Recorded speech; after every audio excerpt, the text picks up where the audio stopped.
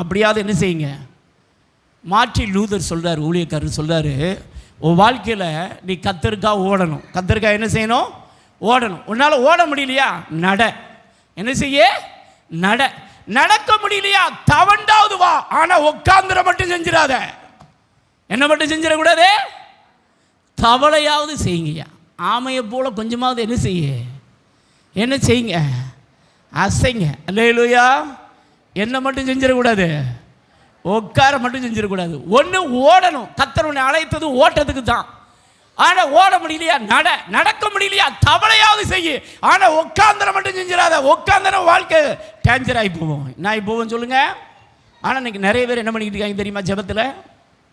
ஜெபத்தில் என்ன பண்ணிக்கிட்டு இருக்காங்க? உட்காந்து சோதனம் பண்ணுறது பார்த்துருக்கீங்களா? கொஞ்ச நேரமாவது முதல்ல முழங்கால் போடுங்க. அல்லேலூயா. என்ன போடணும்னு சொல்லுங்கள். பக்கத்தில் படி சொல்லுங்கள். உட்கார மட்டும் செஞ்சிடாதீங்க. ஓடும்படி அழைக்கிறாரு. என்ன செய்யும்படி அழைக்கிறாரு? எத்தனை பேர் ஓடுறதுக்கு ரெடியாக இருக்கீங்க? அல்லேலூயா. கர்த்தர் நமக்கு நியமித்திருக்கிற ஓட்டத்தில் எப்படி ஓடணுமா? பொறுமையோடு ஓடணும். அல்லேலூயா.